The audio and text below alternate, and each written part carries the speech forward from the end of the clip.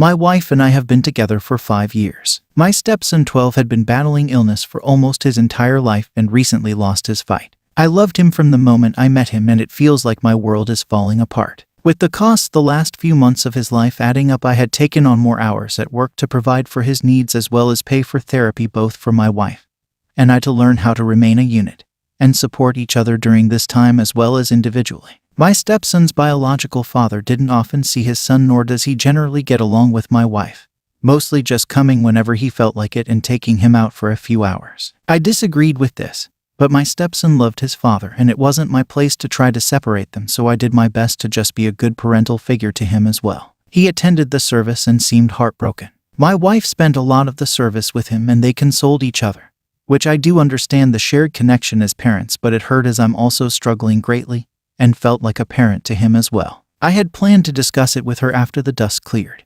because I wasn't going to prioritize my feelings at such a time. That chance never came, because a few days after the service my wife had told me her ex wanted to meet up with her to discuss their son's belongings, photo albums, etc. Naturally, I had no problem with that, as I had already kept the things that were sentimental to me. Long story short, my wife came back in tears and confessed that while at his place, they slept together and it wasn't planned, and begged forgiveness. I already know I have to leave. My mental health is hanging on by a thread, and the loss of both a child I considered a son and a betrayal by the only person I had to lean on is too much. But I also know that grief makes people do stupid things, and everyone handles things their own way. If I'm in this much pain, I don't know how she copes with how much pain she's in. I know she didn't intend to hurt me, and that she's a good person who is hurting and looking for comfort. So while I know myself enough to know for my own sanity I can't stay in this marriage, I love her enough to want to be a friend and continue to support her emotionally. My question is, people who have left their spouse,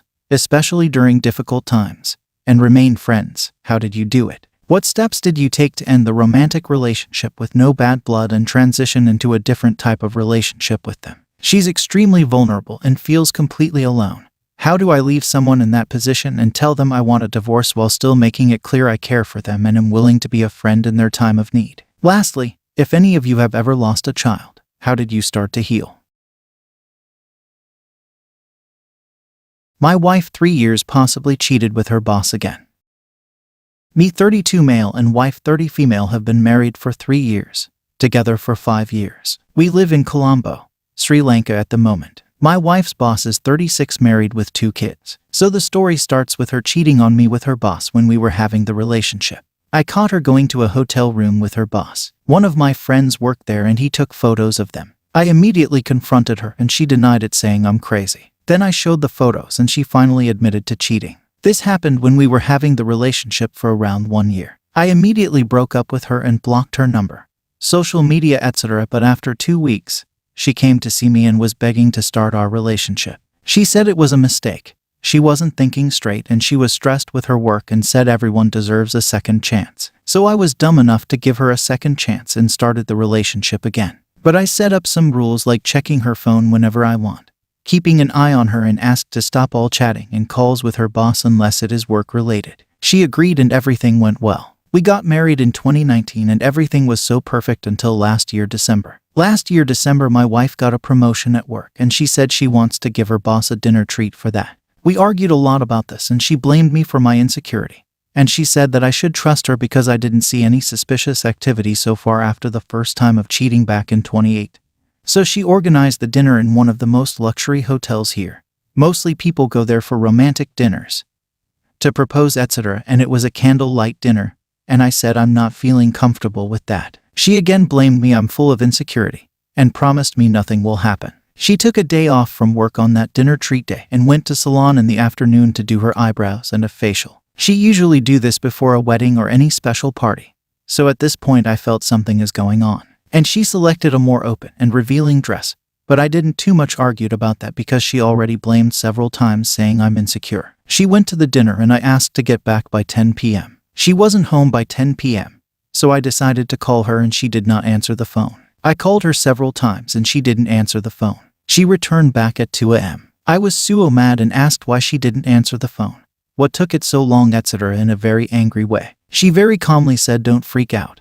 We went for a walk after the dinner and just had a friendly talk. I didn't believe it for a second but couldn't do anything about it either. so I just slided past. This year, January, my wife said she has to go to Maldives with her boss for a business meeting with a potential client, and said she has to stay there for 5 days. I went crazy as soon as I heard this and we started fighting. She started to blame me again, saying I'm full of insecurity, and I'm crazy that I don't have a proper social life. I've been WFH since the pandemic started. She went the business trip and everything felt okay for the first 3 days. At least I felt okay, not sure about what happened there, but after the day 3 I didn't get any calls from her or couldn't call her. It said that she is out of the coverage area. At this point I lost all faith in my wife and knew something is probably going on. After she returned I asked what happened after day 3, and she said that the client had a private resort in a separate island and he invited them there, and said there's no reception in that island. I asked more details about this resort and island and she said she doesn't remember anything because the client organized everything,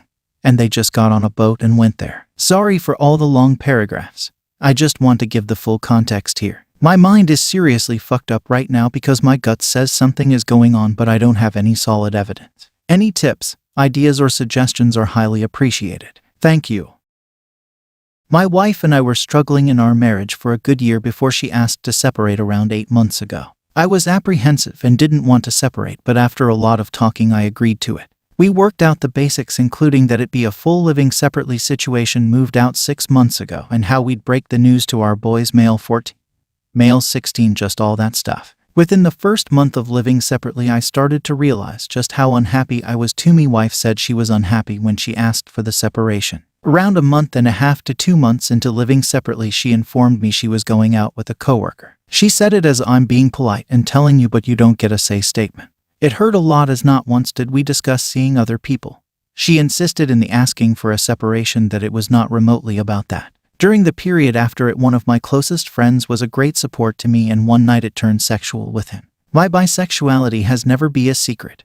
I've always been open about it, including to my wife. We continued on for a little, just fooling around, then we got a bit romantic and decided to go out on a date. So I told my wife that I was going to be going on a date with him, and she wasn't thrilled but didn't say anything about it. Over the time him and I started dating, her thing with her coworker fell apart. My time with him has been amazing. I know it hasn't been a lot of time and it's still the honeymoon stage, but things just work with him. It's easy and we fit in a way that I doubt me and her ever have. Seeing just how happy I've been with him, I've been contemplating asking for a divorce. Recently my wife came over to talk about things and asked me to stop seeing him. She wants us to work toward fixing our marriage and even asked me to move back in. I told her I needed time to think, and she definitely didn't like that response. Started talking about our boys and how I need to think about them. Basically just seemed like a guilt trip, but I also worry that perhaps I'm being selfish not hearing her out more. I don't know. I do still have love for her, but I can't honestly say I'm in love with her at this moment. Whereas with him I can say I'm in love with him. Advice or words of wisdom, please. After my last post I really started thinking, asking myself what I want, and decided to move forward with a divorce. I can't go back to a marriage filled with zero affection, constant nitpicking, and a completely uneven level of household duties. Even if I wasn't in love and wanting to move forward with my boyfriend, I still wouldn't want to reconcile. Especially after the messages my 16-year-old showed me from her. She expected him to encourage me to dump my boyfriend and move back in. Mind you, I haven't told her I want a divorce. That was just in response to telling her I wanted time to think. I'm both shocked and horrified she'd stoop to pressuring our boys like that. Needless to say, after talking with my oldest and seeing those messages, I met with a divorce lawyer. We have a prenup that covers most of our finances, so that should be straightforward.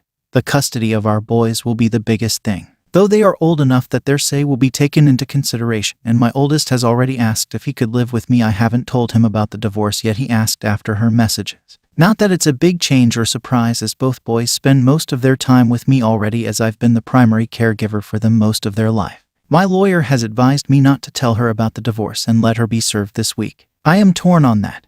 I'm sure he knows best, but it also doesn't feel completely right to blindside her.